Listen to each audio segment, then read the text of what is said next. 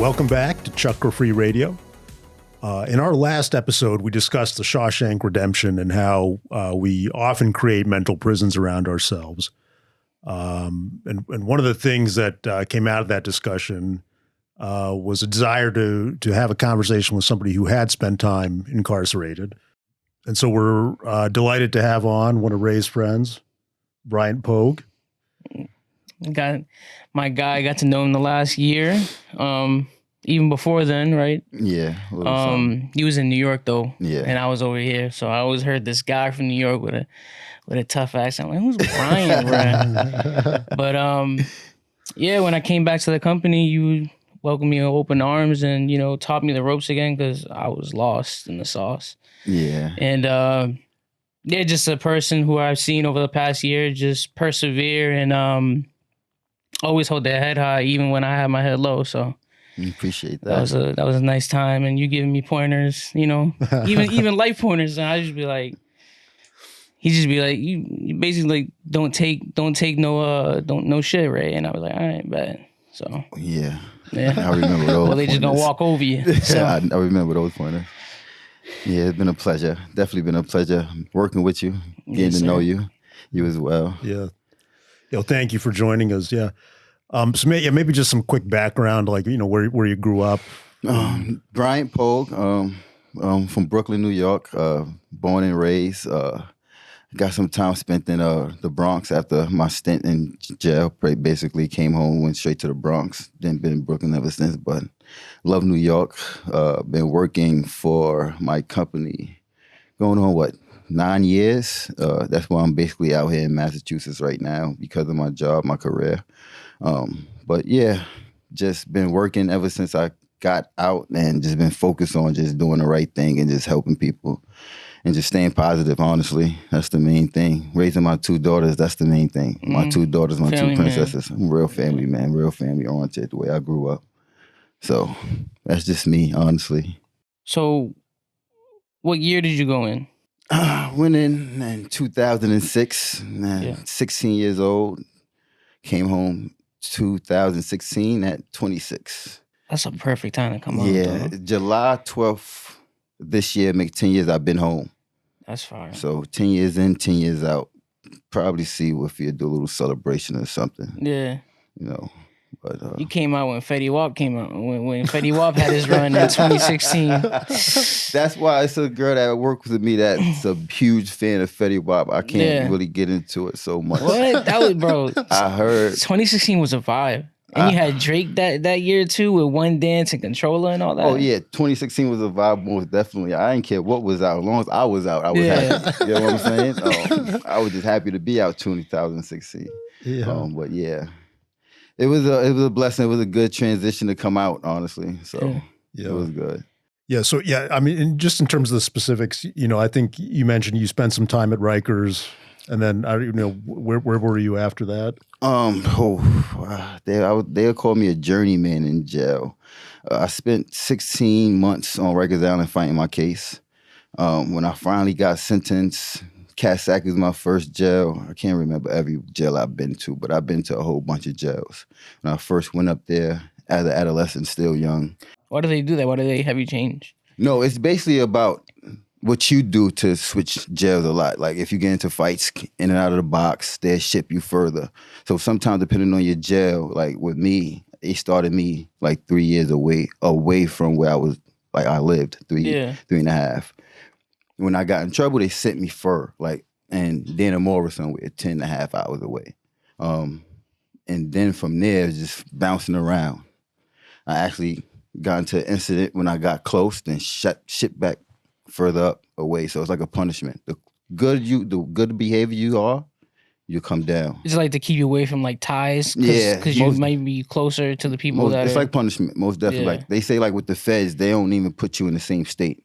So it's like with the state, they send you further away, like to make it a hassle for your parents. So you're basically by yourself.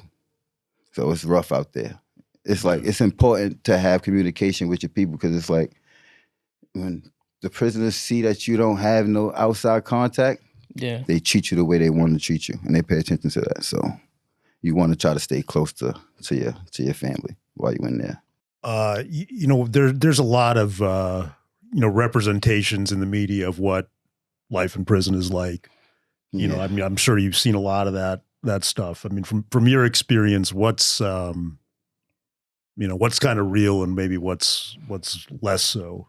Prison is honestly what they say. It's like, I would say it's what you make it. How you are is the type of things you're going to get into. If you going in there to really mind your business, you can have a smooth, easy bid. It's the people that's trying to poke their chest out, trying to still stay involved and things of that nature. When you see certain things on TV, I can't speak for outside of New York or anything like that, but a lot of it be fake. When you're talking about this generation, the type of people that's in jail, they not raping and stuff like that. They're eventually going to come home. Now, as far as like the older people that have been in jail years, they not really doing it. If they are, it's like, that's where they live. So they chilling. They not really going crazy like that. But it all depends on the type of person you are. You're going to make it what you make it, really tell you the truth. And I've heard that too. I've heard like New York is different than like. Yeah, it's like I watched y'all TV. Gonna say pause like, nah, we're not doing that. Yeah, we're not doing a lot of that stuff. I went in at a young age, so and then I came home not at an older age, but I was kind of more mature at 26. So I spent a lot of time around older people, spent time around younger people when I was older. It's all about what you make it. Honestly, tell you the truth, I done seen some things happen for no reason. Like, honestly, if you look at my cut, I got cut for no reason when I tell you the story. So it's like certain things like that will happen and could happen. But other than that, it's what you make it.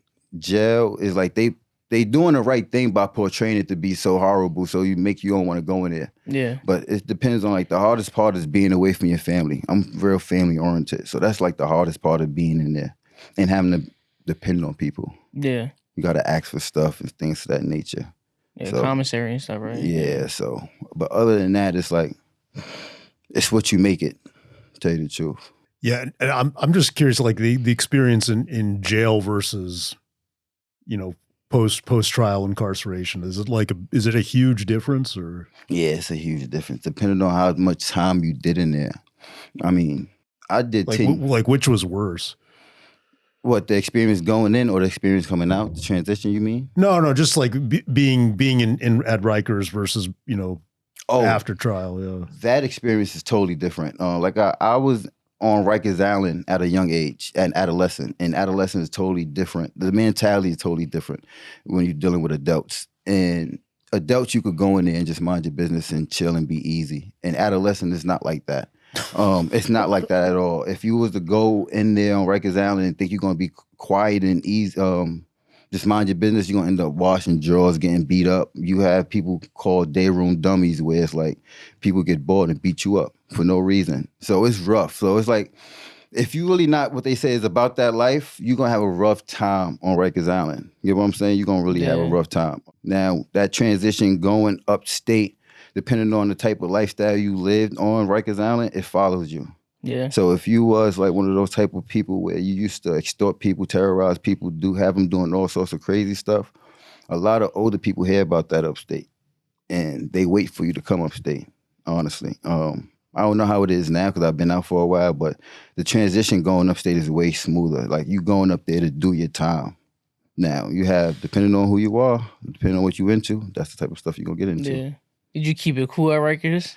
Rikers Island? Honestly, no, I didn't. Honestly, I fell into, I got to be part of this in order to survive. Yeah. So it's like, I had to fight. I had to really show them that you can't bully me.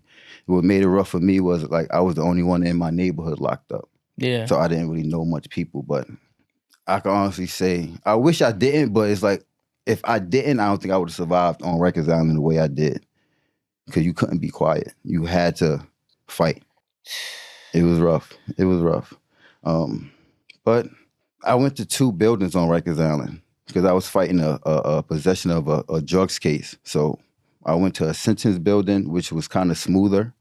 But then when they sent me back, when they found out that my charge was still open for the other case, I bounced around to capital restraint and all sorts of other jails on Rikers Island.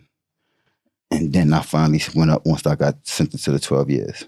You ever been in the box? Yeah, a few times. How is like, explain that, like, because I mean it'd be like just being in a like black room, like in a just dark room by yourself, but explain that, like, in dark room but jail, like you can't walk out, you know what I mean? You can't go to, it's not like a bathroom, you know what I mean? Like, it's not like a bathroom in your house, you can't just walk out. Yeah, it's the size of the bathroom. I was about to say, yeah. it's definitely the size of the bathroom. I spent a few times in the box. Honestly, it was a time where it's like every time during a ball drop, I was in the box. Like my mom told me, it's like the first time I wasn't in the box during a ball drop, she congratulated me. But it's crazy in the box. You could go crazy in there if you really don't have it all, if you don't have nothing to do, because you're really by yourself and you only really go outside for 1 hour of the day. So mentally, that destroy anybody. You like talk to yourself? I still talk to myself to this day. So it's like, I don't look at that as crazy, tell you the truth. But yes, I talk to myself, read a bunch of books, push-ups and stuff to that nature. You got to do certain things to keep you occupied, writing a whole bunch of letters. You'll find out, you sit there and talk to yourself and learn about yourself in the box. But it's horrible. It's something that I don't think nobody should actually go through. Yeah. What was your longest stint in there? 5 months. It wasn't, I ain't never do nothing crazy like you hear all the stories about people. I was in there with somebody that was in there from the time I was born. I was born in 88. He was in the box since like 85. What? Yeah, man. It's stories of these people in there. It's like, what the hell do they do to deserve what they going through? But it's some monsters in jail. Like, you know how they say, I don't wish jail on nobody? It's certain people that actually belong in there. For real. Low key, I think we've had this conversation before. I think if somebody, like, I think everybody deserves a second chance, but like, if you, even after you get the second chance, you commit and keep doing like the horrible things. What I consider horrible is like, you know, like grape and all those things, you know what I mean? Like drugs, I don't really care about that, bro. But like that, things like that nature, I think you deserve to be put down, bro. I'm sorry. Like I feel like there's no instance in this world where like that is necessary in this world. You know what I mean? Yeah, certain things is just inhumane, honestly, tell you the truth. You hear certain stories, even with me being home and watching certain things like First 48. You know what I'm saying? Certain things like that, like, oh nah, he's a monster. How could you? You ever watch shows like that and you be like, is all the time. Like, is it, you think it's like real for most of it?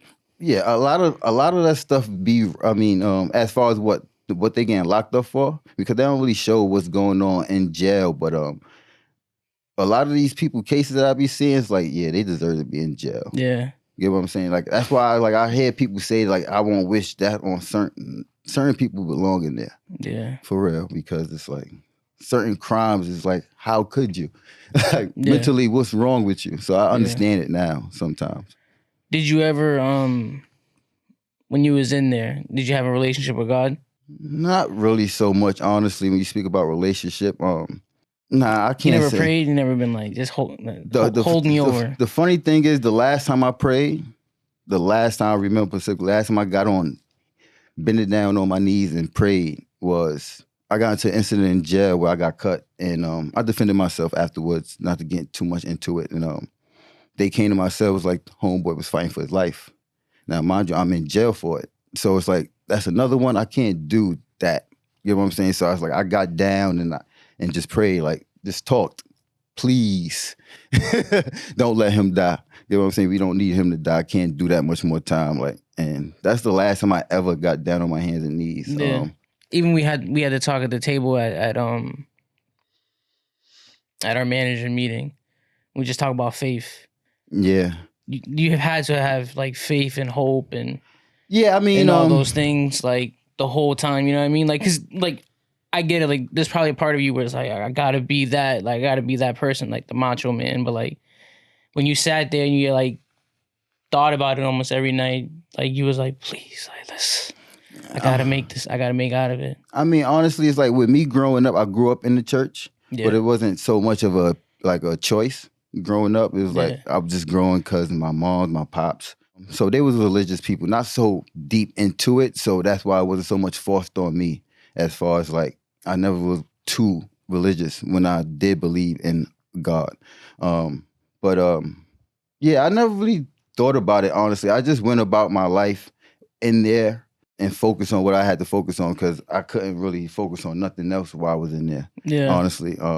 But I did have faith, and you opened my eyes when you told me that because I was looking at it like I'm not religious, anything to that nature. And you was like, you have faith, and in order to have faith, you get what I'm saying, you have to have some type of religious background, and you made a lot of sense.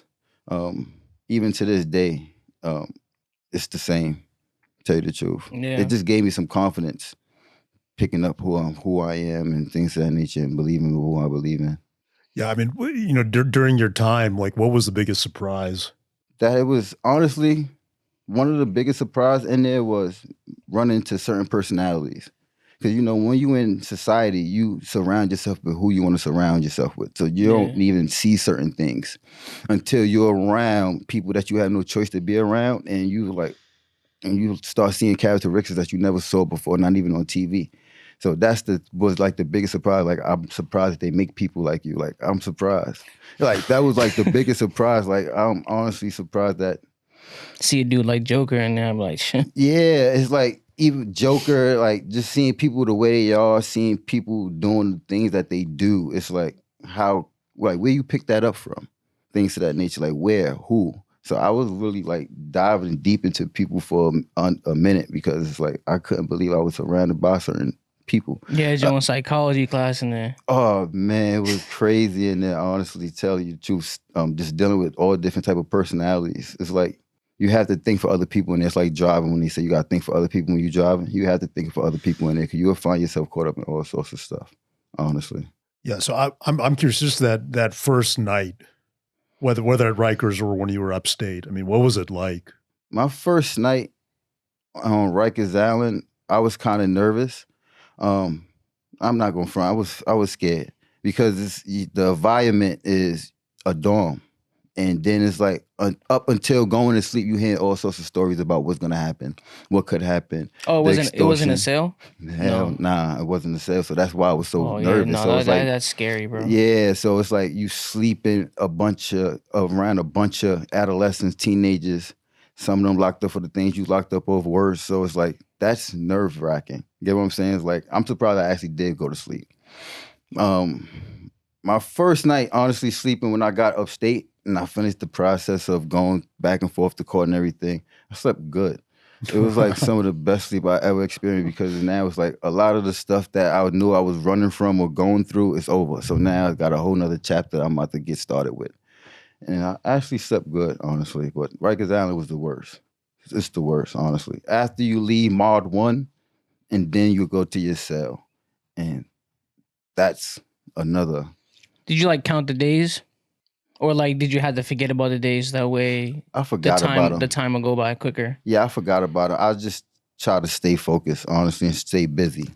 Program. Like, one of the things I said that was positive about being in jail was you stayed programmed and you stayed busy. You stayed doing something. And I ain't pay attention to the days until I knew I was getting close to it when I had like 5 years left. And then once I knew I was doing programs to get me home earlier, that's when I actually started counting down the days. Yeah. But I really I'm always one of those people that just focus on what's in front of me, honestly. Did you do any like schooling in there? Did they have that? Yeah, that's how I actually got home earlier. I was doing NYU. So you have college in a lot of jails. That's why I say if you really focus on rehabilitating in there, you could get your stuff in order. Yeah. So I was in NYU with a bunch of people in, I forgot what jail, Mount McGregor, I want to say that's the jail I came home from. I forgot. And that's the only thing. It's that, and it's like another program for violent offenders you could do to get home earlier. I taught phase 3. I taught all sorts of stuff, but that got me out of school, out of jail earlier, 6 months off my time. So yeah, and it was a good experience. Being in college, I actually liked it. Like, those conversations. Did you get like a certificate or something for it? No, I actually didn't follow through with it. I did it. You had to earn 21 credits to get home. So I earned my 21 credits when I came home. Of course, you got the opportunity to go back, but my whole thing was I had to really just get to working. Yeah. So I was on some DMX. I can't ain't no books, dog. Yeah. So it's like I got straight to work, and honestly, I was just focused. But yeah, college definitely helped. Yeah. while being in there. So I'm curious. I mean, 10 years in there. I mean, what was it like just coming out?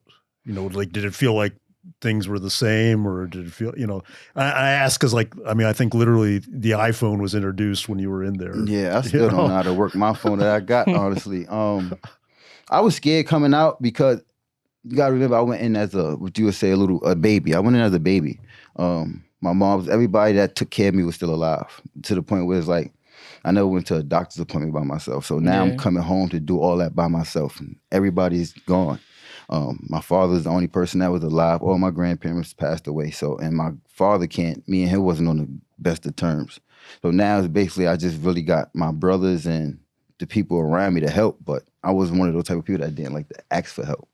So that's what made the transition harder, me not wanting help from people. But it was hard. I was scared. It was nerve-wracking because you're dealing with the same thing that you dealt with in there, as far as being out in the world or being around the different personalities that you're not used to. Because, of course, I didn't really go back to where my old neighborhood and live there and anything like that. So I ventured off and started doing other stuff, and now I'm around other people doing other stuff. So it was kind of scary, but honestly, once I got my feet wet, it was like, all right, I'm focused. Did you ever get the itch to, like... Yeah. To, you know honestly, what I mean? Yeah, temptation to go back to the old... Yeah, I did. Dibbling and dabbling in certain things, but it's like, it's still, I think everything happened for a reason. So you go through certain things that make you wake up. Like, I always say certain things like, my God is my mom, so she'll do certain things or put certain obstacles in front of me to say, boy, what you doing? Yeah. So, of course, temptation is definitely going to be there, especially if, like, you're trying to accomplish a whole bunch of goals and a lot of pressure on you, you seem like. But once I realized it wasn't no pressure on me, I just stayed focused on myself and got to it. How's being a dad? Oh, it's the best thing. You make all your decisions based on that. Yeah. I was about to say that, like, when your first daughter was probably, like, when you found out she was pregnant, that probably, like, activated a different switch. Yeah, it definitely did. I always say, like, you're not a man until you have kids, because you start living for other people outside of yourself. Get what I'm saying? So it's like, it makes you, not to say that you're not a man, but it's like, because I know a whole bunch of people that don't have kids, but it's like, I just doubted myself.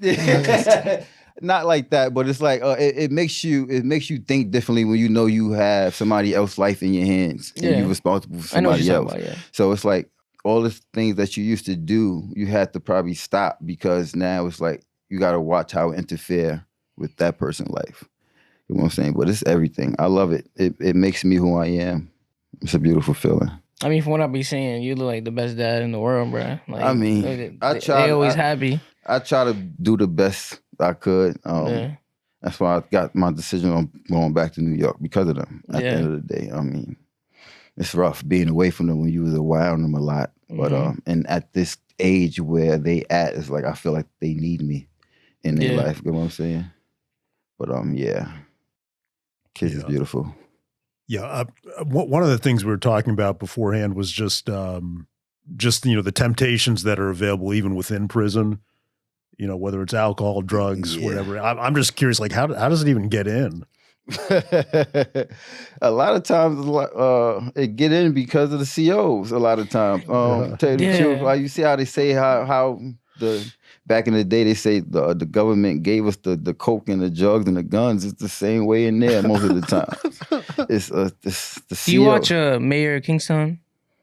Nah, I didn't see that. That's basically what the COs do, and I wanted to ask you that, like. Yeah. Do they really bring stuff in there? Contraband in there? I mean, I remember when you ever heard of K2? Yeah, isn't it like a? It's like a synthetic drug, supposed to be like an incense that people be smoking. Oh my! When I first came home, it was a CO in there. He was on the news and he was bringing in bags of it. Bags of it. So it's like, you got inmates doing stuff too as well, like visitors coming in, sneaking things in and stuff like that. That was something I could never do, honestly. Yeah. Because the way you got to transfer it in. But I definitely indulged in some of the stuff, most definitely. But as far as me bringing it in and putting other people's lives and freedom on the line, I never did that. I never partook in bringing it in, but I indulged in it when it got in most of the time. Yeah. But it's, mainly the CO's side of money, because the type of money they could make from it. Yeah. bringing it in is different. It's like 4 times the amount. It's like its own business in there, bro. It is. That is crazy. It is. I mean, that's what makes jail crazy, is because it's like you going into a whole nother society that if you got to do a lot of time, you got to adapt to it fast. Yeah. You know what I'm saying? So it's crazy in there. Yeah. Yeah. And like, what was it like working, you know, like your relationship with the guards, with the, you know, administration? Like what's it like day to day? I could say when it comes to the COs and stuff, you ever heard of like prison run itself? We do everything. They just there to oversee things and make sure things don't get too much out of hand. But actually, it's like the prisoners run everything. They just there to assist like the people that's about to go home, the programs and stuff like that. But my associations with them, I never really had any run-ins with them. Yeah. I was nervous of them when I was young, because when I was young, I was still affiliated in the gang, and they don't like gang members up there. Yeah. They don't like gang members up there, and like I was scared to go to a particular jail I heard too, because they be killing people in Attica. It was a jail called Attica, and I was gang affiliated. The only good thing was I played sports, but COs up there is vicious. That's why I spoke about earlier, like they pay attention to who have communications with their family, and if they see that you don't really have no communication with the outside world and you think you're going to run around and poke your chest out and cause havoc up there, you'll disappear fast, immediately, and they won't care. So it's vicious up there, honestly. You really have to be on your P's and Q's, know who you're dealing with, because you got to understand it's a lot of racism going up there still. A lot of extortions still going up there. So you still just got to be on your P's and Q's and know what's going on and just stay out the way. You ever watch Shawshank Redemption?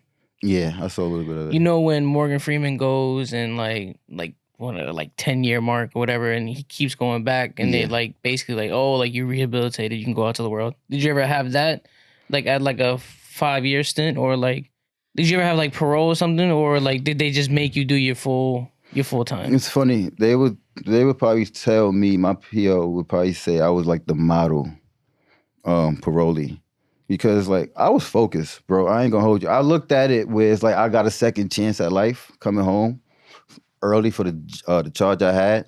So it's like I had to really just stay focused, and how I always say I would not upset my mom, even though she done passed away and all that. I didn't want to make it seem like she passed away in vain at the end of the day. So it's like I never really had, outside my first year when I was still dibbling and dabbling and doing little things, and I had to really snap out of it fast and realize like, you bugging out. You know what I'm saying? So it was easier for me than most people, because I felt like my moms were still watching. I ain't get a second chance at this for nothing. So I got to make the best of it. Then I still got my little brother. He looked up to me, still look up to me to this day. So like I had to stay focused. When you got out, was it strictly at the company we're at now, or did you have a different job before then? When I first got out, I went to a program that they have for people that first come out, like a rehabilitation program. They teach you how to do a whole bunch of stuff. I started working at a restaurant. That was my first job ever. I mean, outside of a little summer yummy, they call it, a summer job, that was my first job ever, working as a dishwasher. I worked my way up to be a cook in there. Then I started doing a construction job. Mm-hmm. And I couldn't do both, honestly. It was killing me doing both jobs, being a cook and all that, and still doing construction. So with me, I made the mistake of quitting one job, and that was the most secure job. And I started doing construction. That was paying the most money. They let me go after probably the job was done like 2 months. Then I was jobless, went on Craigslist, I started cleaning. So I'm curious, when you think back, entering at 16, coming out at 26, what do you like? What was the biggest change for you personally? Realizing that everything was on me. Everything. I didn't have nobody really to lean on, no parents. So it's like, and I really can't mess up as much no more now. Like, it's nobody there that could hold me down. Of course, I had a girlfriend. I got my 2 brothers, but it's like, it's still only on me. You know what I'm saying? And I never really had that. Even in jail, it's like I was still like the little bro. Yeah. You know what I'm saying? So now it's like, even when I come home for what I was locked up for, I'm not the little bro no more. Even though I got an older brother, but even the people in the streets is looking at me at a higher standard. So it's like I felt like it was a lot of pressure to perform and do good. Some people wanted me just go back to the streets and even do good out there. Whatever the case may be, my whole thing was I just got to do good and perform at the end of the day. But it was a lot of pressure, honestly. Just going to the DMV and just getting my license and all that stuff was a lot for me. It was different. I never been through it before. Yeah. So, and it's still taking a lot of things now, even up to this day. I'm 37 and it's still some things that it's like, I wish they was here to show me certain things, but it is what it is. Did you ever have that whole time any guilt or anger? Hell yeah, I still have guilt.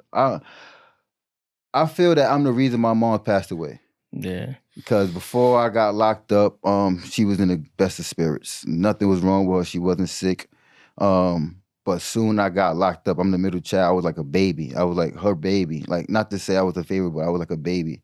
Her health started to deteriorate. Yeah. And I always say stress is the number one killer. I feel that everybody asks me what she died from. I always say a broken heart. You know what I'm saying? And then my little brother got locked up in the midst of me being locked up. So it was a lot on her. So I always feel, to this day, I take the blame for it.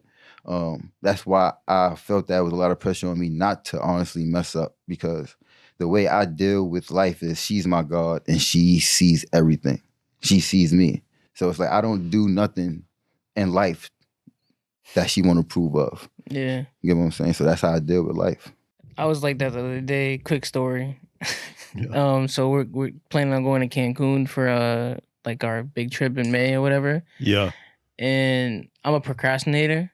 So like the flights was up to like $550 like the past like 2-3 months. I'm like, oh my God, I'm not paying $550. And then I got an email and it said it was $310. And I said, thank you, Mom. No, because my mom's death anniversary was Wednesday. Mm-hmm. And it literally, I got it at like 10 a.m. And I'm like, nah, you want me to go to Cancun. I always do that. I always do that. I always talk to my moms. The other day I was talking to my girl and I said, God willing. She said, when you started saying God willing, I said, I always say that to my moms. Like, how other people deal with their religion and look at their God, I looked at my mom's that way. Yeah. So, yeah, whatever gets you through. Yeah. Mm-hmm. Yeah. So, yeah, I mean, any kind of words of advice for anyone out there facing, time in prison? Let's stay focused. Honestly, if you really want to succeed in society, you could really prepare yourself while you're in there. You could make the best out of your time. Like I told you, I've been to college while I was in there. Mm-hmm. So it's like you could really, really focus and get your shit together while you in there and stay focused, because the transition could be as easy as you make it at the end of the day. Because if you're not preparing, it's like you hear when the ball drop and people make all these resolutions what they're gonna do 5 days before the ball drop. You gotta mentally prepare yourself for certain things. Yeah. You're not just gonna do it. And if you do it, you're gonna do it for the first 5 days and stop. So you have to really mentally prepare yourself to say, all right, I'm about to come home and do good. So basically, jail's not for weak-minded people, because you're strong-minded. You fought through all that adversity and looked at the greater good at the end. Yeah, I mean, it's definitely not for the weak-minded people. You could get swallowed up in there. You could go in there and become a monster. You know what I'm saying? It depends on the things you go through, the people that you deal with, the situations you find yourself in. But then it's like I said, it's all about what you make it, because it's like everybody in there is not demons. You have some great people in there that just made mistakes. You know what I'm saying? And if you surround yourself with some of those people or listen to certain stories, you find out what you really want for yourself. And you prepare for it at the end of the day. Like even the people that's going to come home and do negative, they preparing themselves to come home and do negative by doing certain things in jail. Yeah. So if you want to come home and do positive, you're going to prepare yourself by doing certain things in there as well. So it's all about what you make it, honestly, tell you the truth. I just knew that I was spending a whole decade in there, that I knew I wasn't coming home to do all sorts of stuff that I was doing prior. Get what I'm saying? So my whole thing was I couldn't let my moms down.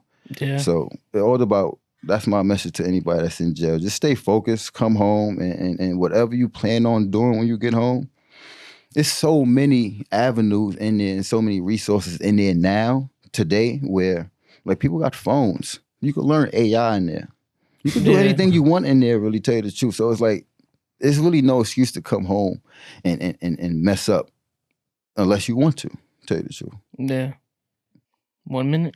Yeah, you got anything else? Or No, you answer all my questions. yeah, no, this has been a great conversation. Yeah. So I'm happy I could answer all y'all questions. Any more, y'all just let me know. I'll come back. I got used to it. All right, you all ready? Well, yeah, we got our minute of unconditional love to all beings.